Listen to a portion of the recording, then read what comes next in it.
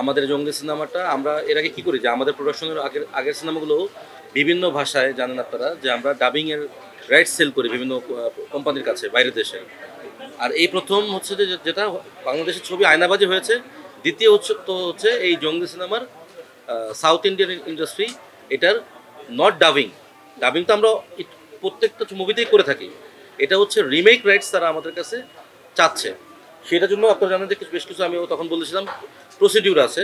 সেটার জন্য আমাদেরকে অলরেডি আমরা আই থিঙ্ক যে গতকালকে আমরা সাবটাইটেলের কাজটুকু কমপ্লিট করতে পেরেছি এবং সাবটাইটেলের বিভিন্ন ফরম্যাট থাকে, সেইটাই ফরম্যাটটা ওরা আমাদের কাছে চেয়েছে। সেটা আমরা সানডেতেও মেল করবো, ওরা হয়তো বা মানডেতে দেখবে। সেটা আমাদের অলরেডি কি যেটাকে বলে যে ওয়ার্ক ইন প্রোগ্রেস, মানে আমাদের সেটা কথা কাজ এবং ব্যবসায়িক যে ফিনান্সিয়াল যে ব্যাপারগুলো থাকে সেটা আগাচ্ছে। সেটা নিয়ে আমরা খুব শীঘ্রই ইনশাল্লাহ গুড নিউজ দিতে পারবো। আমার জায়গা থেকে আমি এটা বলতে পারি যে না, আমরা সেখানে ফিনান্সিয়াল বিষয় নিয়ে অতটুকু বার্গেনে যাব না, যেহেতু এটা আমাদের ইন্ডাস্ট্রির জন্য একটা পজিটিভ ব্যাপার। আমরা চাবো যে অবশ্যই এটা একটা তারা এই জিনিসটাকে তাদের হয়তো আমাদের যখন পোস্ট প্রোডাকশন চলাকালীন সময়ে সেখানে তারা দেখে ওই ফিলটা করেছে না এই মুভির গল্পটা যেহেতু ডিফারেন্ট। আপনারা নিজেরাও অডিয়েন্স যারা বের হচ্ছে হল থেকে আপনারা দেখতেছেন যে অডিয়েন্স এতটুকুই কানেক্ট হচ্ছে। একটা মানুষের ইমোশন নিয়ে খেলা কিন্তু চারটিখানি কথা না। একটা মানুষ সে হাসতেছে বা সে কাঁদতেছে, সেটা কিন্তু নিশ্চয়ই সে ওই গল্পের সাথে কানেক্ট হচ্ছে। কানেক্ট না করতে পারলে কিন্তু চোখ থেকে পানি বের করা একটা সাধারণ মানুষের চারটিখানি কথা না। এটা হ্যাটস অফ টু রাহিম ভাই এবং আওয়ার টিম, যা আমাদের স্ক্রিপ্টেন যারা ছিলেন, মুন ভাই, সুপ্রিতা, আজাদ ভাই, সবাই মিলে যে এই যে একটা ইমোশনাল গল্প এবং সেটাকে পোর্ট্রেট করা, সেটাকে মেক বিলিভ করা। এবং অনেকেই আছে যে হল থেকে মানে আলো জ্বলে গেছে, আমাদের এন্টারটেল শেষ হয়ে গেছে, তারপরেও সে সিট থেকে উঠতে পারতেছে না। কারণ একটা মানুষ এরকম একটা ধাক্কা খাওয়ার পর আসলে তার স্বাভাবিক হতেও সময় লাগে, কারো 2 মিনিট লাগে, কারো 20 মিনিট লাগে।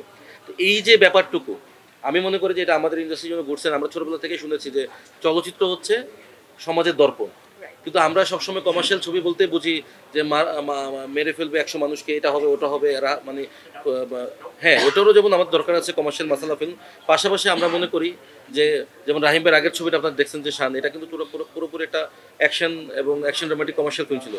আর এই মুভিটা আমরা কিন্তু অবশ্যই আমরা কি করছি, আমরা গল্প পিক করার সময় একটা সোশ্যাল একটা স্টোরি, সোশ্যাল মেসেজ দিতে পারবে এই স্টোরিটা আমরা পিক করেছি। তো সেই জায়গা থেকে আমরা বলবো যে আমরা ইনশাল্লাহ সাকসেস। আমাদের রিলিজে যে হল সংখ্যা ছিল সেটা এখন কিন্তু টোটালি ডাবল, এবং নেক্সট ফ্রাইডেতে সেটা আরও 25 থেকে 30টা হল আরও বাড়তেছে। তো এই যে হল বাড়তেছে, এই যে শো বাড়তেছে, আজকে এখানে আমরা দুটো শো দিয়ে শুরু করেছিলাম। গত ফ্রাইডে 3টা শো ছিল, আজকে দেখেন আপনারা এখানে 4টা শো।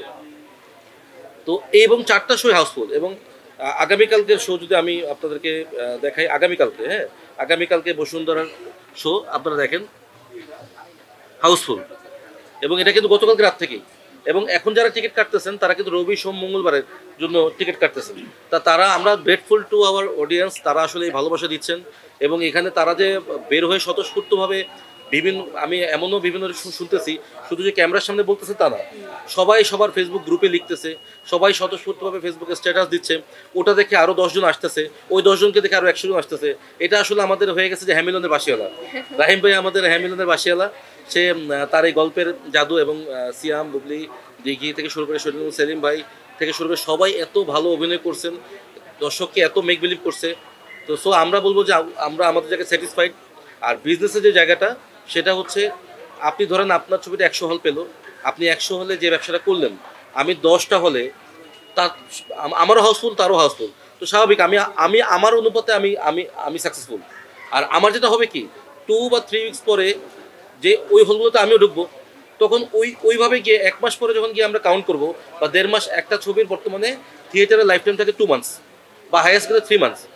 তো আমাদের এই ছবিটা যখন 2 মান্থস পরে আমরা যখন বক্স অফিস ক্যালকুলেশন করবো, তখন আমরা দেখবো যে আমরাও এখন যে ছবিটার আমরা বলছি যে এটা 10 কোটি, আর আমরা আছি এখন 1.5 কোটিতে। 2 মাস পরে গিয়ে দেখবো যে আমরাও 10 কোটিতে আছি, 8 কোটিতে আছি, তারাও ওই 8-10 কোটিতে বা 12 কোটিতে থাকবে। কারণ আমাদের তো মুভিটা হল বাড়তেছে, শো বাড়তেছে। সো উই আর মেকিং মানি, আমরা এখনও আমাদের বিজনেসটা হচ্ছে। তো ওই ক্যালকুলেশনটা করে আমরা দর্শককে জটিল করতে চাচ্ছি না। আমরা বলবো যে দর্শক আসতেছে, তাদেরকে আসতে দেন। ভালো ছবি যে দর্শক দেখে যে আনন্দ পাচ্ছে, এই যে আবার নতুন করে ওই দিন এক দর্শক আমাদের সামনে বলতেছিল যে উত্তম সুচিত্রা ছবি সে দেখতো। উনি আই থিঙ্ক 70 বা 75 ইয়ার্স ওল্ড হবে না আঙ্কেল, সিয়াম এবং বুবলাপুকে সামনে দেখেই বলতেছিল যে আপনাদেরকে দেখে আমার এই ছবি দেখে উত্তম সুচিত্রার ছবির কথা মনে পড়ে গেল। এই যে কমপ্লিমেন্ট, তো আমরা এটাতেই সাকসেস আমি বলবো ঈদের ছবিগুলোর ভিতরে আমরাই একমাত্র আমাদের বাংলাদেশে মুক্তির 3 মাস আগেই আই থিঙ্ক জানুয়ারি মাসের ফার্স্ট উইকে আমরা অ্যানাউন্সমেন্ট করেছিলাম যে আমরা দেশের বাইরে 17টি দেশে মুক্তি দিচ্ছি। আর 25 তারিখে আমাদের 11টি দেশে এট এ টাইম মুক্তি পাচ্ছে। 25 তারিখে আপনারা আমাদের অলরেডি অস্ট্রেলিয়া এবং কানাডাতে আমাদের ক্লাসিফাইড, আমরা যেমন বাংলাদেশে সেন্সর বলি ওখানে বলা হয় ক্লাসিফাইড, আমরা অলরেডি ক্লাসিফাইড জন্য সাবমিট করা হয়েছে এবং সেটাই 1 উইকের মধ্যে আমরা সেই ভেরিফিকেশনটা পেয়ে যাব।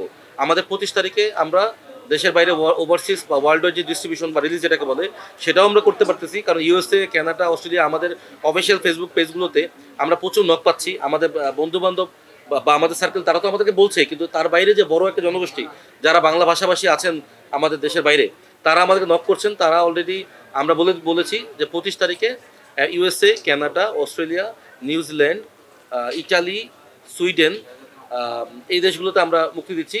আর মিডল ইস্টের জন্য আমাদের একটু টাইম লাগতেছে। মিডল ইস্টে আমরা অ্যারাবিক ট্রান্সলেশন করতেছেন তারা, আমাদের যারা ডিস্ট্রিবিউটর আছেন। আই থিঙ্ক ওটা মনে হয় মের ফার্স্ট উইকে বা সেকেন্ড উইকে যাবে। আর মালয়েশিয়াতেও আমাদের মের ফার্স্ট উইকে রিলিজ হবে। আর ইন্ডিয়াতে আমরা একটু লেট করে করতেছি, কারণ যেহেতু ইন্ডিয়াতে আমাদের ওই যে রিমেকের ব্যাপারটা আসছে, সো ওদের রাইটসের ওই এগ্রিমেন্টে ওই আমাদের ইন্ডিয়ান ডিস্ট্রিবিউশনের কোনো বাধ্যবাধকতা আছে কিনা বা কী শর্ত থাকে, সেটার উপর ভিত্তি করে আমরা আসলে ইন্ডিয়ান রিলিজের সিদ্ধান্ত নেব। অন্যান্য ছবির ক্ষেত্রে যেমন আমরা বলে ফেলতে পারতাম যে না, ইন্ডিয়াতে আমরা 2 মাস পরে বা 2 সপ্তাহ পরে রিলিজ করবো, এই মুভির ক্ষেত্রে আমরা এখনই বলতে পারছি না, যেহেতু আমাদের মুভির রিমেক হচ্ছে ওখানে। এছাড়া আয়নাবাজি, ঢাকা অ্যাটাক, হাওয়া, এছাড়াও অনেক মুভি সুপারহিট বাংলাদেশে হয়েছে। যুগে যুগে বাংলাদেশে প্রতি বছর 50 থেকে 60টা সিনেমা মুক্তি পায়। ঈদে হচ্ছে 5-10টা ছবি মুক্তি পাচ্ছে, বাকি 40-50টা ছবি কিন্তু আমাদের সারা বছর জুড়ে মুক্তি পাচ্ছে। কিন্তু গত বছরের মাঝামাঝি পর থেকে যে আমাদের রাজনৈতিক পটভূমি যে পরিবর্তন বা একটা বিপ্লব হলো, সেখান থেকে শুরু করে এখন আমাদের ঈদের আগ পর্যন্ত অনেকে আসলে একটু কনফিউশন ছিল যে হলে দর্শক আসবে কিনা। তার মধ্যে কিন্তু আমরা ফেব্রুয়ারিতে ভালোবাসা দিবসে জলে জলে তারা আপনারাই সহযোগিতা করেছেন, আমরা জলে জলে তারা মুক্তি দেই। তো আমি তো বলবো সারা বছরই ছবি আছে। তবে হ্যাঁ, ঈদে যেমন একটা উৎসবমুখর পরিবেশ তৈরি হয়, এই পরিবেশটা থাকবে তখনই যখন বড় বড় ছবিগুলো সারা বছর আসবে। দরদ মুক্তি পেয়েছে নভেম্বরে, তখনও কিন্তু একটা আবারও একটা আলোচনা শুরু হয়েছিল, হাইপ হয়েছিল। না, প্রতি সপ্তাহে ছবি ছিল, কিন্তু হ্যাঁ উৎসব মুখর যে পরিবেশটা এখন পাওয়া যাচ্ছে, তখন হয়তো বা এতটুকু উৎসব মুখর ছিল না। এটা সারা পৃথিবীতেই, আপনি ইন্ডিয়াতে দেখেন সালমান যখন বড় ছবি আসে তখন যে ফেস্টিভটা হয়, সারা বছর কিন্তু ওই ফেস্টিভটা সবসময় হয়ে ওঠে না। এই জন্যই বলে যে ঈদের ছবি বা উৎসবের ছবি, এটা তো একটা পার্থক্য থাকবেই। তবে আমি মনে করি যে এবার যে নতুন করে একটা জোয়ার শুরু হলো, নতুন করে আরও আমাদেরকে দেখে আরও ইনভেস্টররা আসতেছে, আরও নতুন নতুন মুভি বানাবে, তখন সবাই তো নিশ্চয়ই ঈদের জন্য বানাবে না, তখন ইচ্ছারা অনেক ছবি আসবে আমি মনে করি।